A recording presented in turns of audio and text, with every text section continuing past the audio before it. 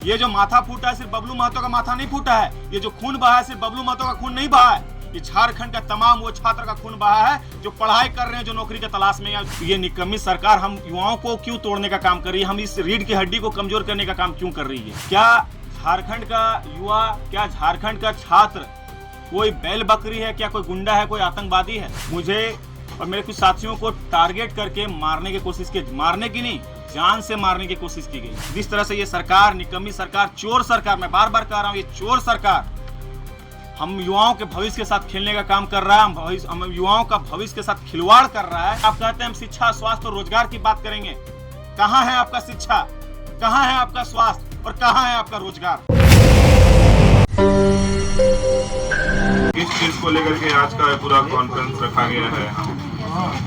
सबसे पहले यहाँ उपस्थित मेरे सभी मीडिया बंधुओं को मैं तहे दिल से धन्यवाद, आभार व्यक्त करता हूँ और तहे दिल से सबको धन्यवाद देता हूँ कि आप लोग का आज आशीर्वाद की वजह से आज ये बबलू महतो पुनः आप लोगों के बीच में खड़ा हो पाया। क्योंकि जिस तरह से विधानसभा में हमारे साथ देखे होंगे, विधानसभा घिराव में मेरे साथ जिस तरह का सलूकी हुआ, जिस तरह से मेरे को जान से मारने की षड्यंत्र रचा गया पुलिस अधिकारियों द्वारा, तो आज इसलिए आप लोगों को मैं धन्यवाद देना चाहता हूं, आप लोग और तमाम झारखंड के सभी माँ बहनों का, सभी मेरे दादा दीदियों का, कि आप लोग आज आशीर्वाद और प्यार के वजह से आज बबलू महतो आज जिंदा है।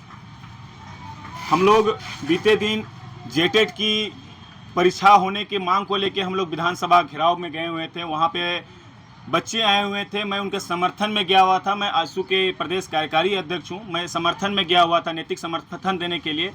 उस दौरान जब हम लोग वहाँ के एसडीएम साहब थे, वहाँ के अधिकारी को हम लोगों ने ज्ञापन सौंपने के लिए वहाँ पे जब जाने लगे, तो वहाँ के अधिकारियों द्वारा उग्र प्रदर्शन करते हुए, अपना बैरिकेड को फांदते हुए इधर आके मुझे और मेरे कुछ साथियों को टारगेट करके मारने की कोशिश की, मारने की नहीं, जान से मारने की कोशिश की गई। आप देख पा रहे होंगे, सीधा करके सीधे एकदम मेरे सर पे मारा गया। अब वीडियो के माध्यम से भी आप लोगों ने देखा होगा किस तरह से एक पाठा को बलि करते हैं, उस तरह से मेरे पर मतलब डंडा चलाया गया, कोई बैल बकरी जैसा।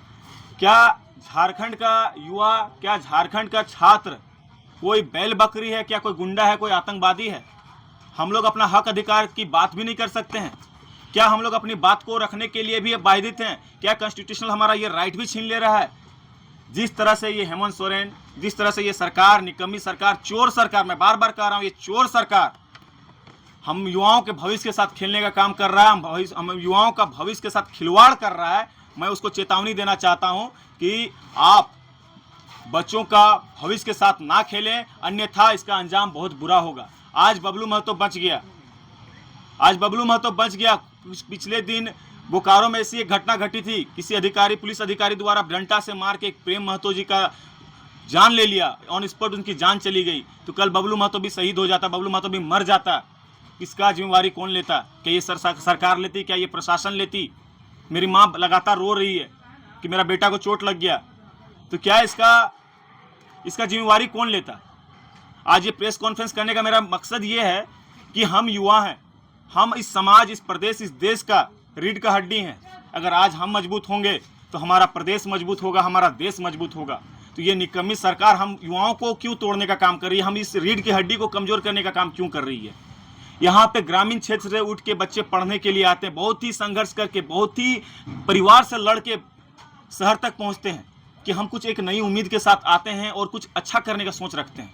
हम पढ़ाई भी इसलिए करते हैं ताकि हमें नौकरी लगे, और नौकरी किससे मांगेंगे? ये सरकार से ही ना मांगेंगे, नौकरी हम इस सरकार से ही मांगेंगे। ये सरकार हमारे साथ छल कर रही है। जब सरकार बनाने की बारी आएगी तो कहेंगे हम रोजगार देंगे, हर साल 5 लाख रोजगार नियुक्ति करेंगे, लोगों को रोजगार देने का काम करेंगे। अरे जब नहीं देना तो झूठा आश्वासन मत दीजिए। आप कहते हैं हम शिक्षा, स्वास्थ्य और रोजगार की बात करेंगे, कहाँ है आपका शिक्षा, कहाँ है आपका स्वास्थ्य और कहाँ है आपका रोजगार? स्वास्थ्य तो हम रिम्स में जाकर एडमिट होकर देख लिए, वहाँ लोग जमीन में पड़े हैं, दवा नहीं है, डॉक्टर नहीं है, कुछ व्यवस्था नहीं है। शिक्षा के नाम पे जब हम लोग छात्रवृत्ति का जब आंदोलन कर रहे हैं, छात्रवृत्ति के लिए हम लोग 3 साल से परेशान हैं, बच्चे पढ़ाई छोड़ने के लिए मजबूर हैं, बच्चे सुसाइड कर रहे हैं, बच्चे पलायन कर रहे हैं, जोमेटो में काम कर रहे हैं। क्या भविष्य यहीं पे है? और जब रोजगार मांगने के लिए जाते हैं तो हमारा माथा फोड़ देते हैं मालिक।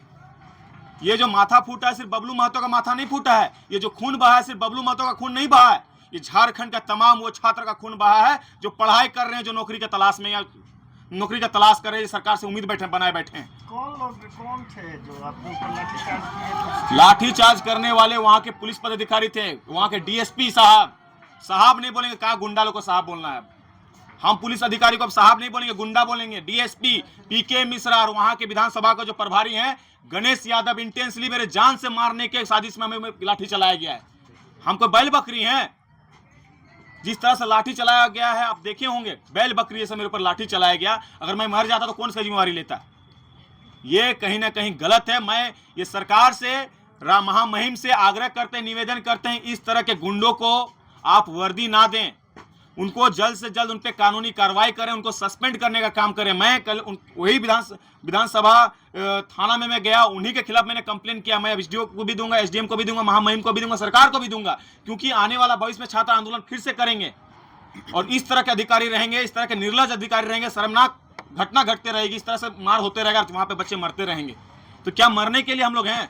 क्या मार खाने के लिए हम लोग हैं? अपना हक अधिकार की बात भी नहीं कर सकते हैं? बताइए। सरकार को मैं कर रहा हूं, मैं जब इसके खिलाफ मैं ये कर रहा हूं, नारेबाजी कर रहा हूं, मैं सरकार के खिलाफ नारेबाजी कर रहा हूं, तो पुलिस प्रशासन को तकलीफ नहीं होनी चाहिए।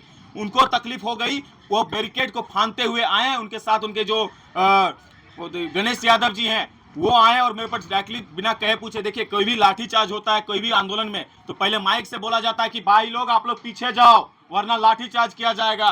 कोई चेतावनी दी जाती, लेकिन वहां पे कोई चेतावनी नहीं दी गई।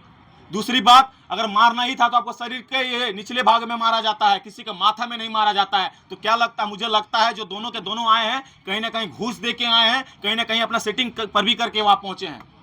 पढ़ाई लिखाई करके अगर आए होते, अगर शिक्षित होते, तो इस तरह की शर्मनाक चीज को नहीं करते। मैं भी किसी का बेटा हूं, मैं भी किसी का भाई हूं। तो इस तरह की घटना अगर घटी है तो कहीं ना कहीं वो प्लान किया हुआ था कि कहीं ना कहीं मुझे मारने की साजिश से किया गया था।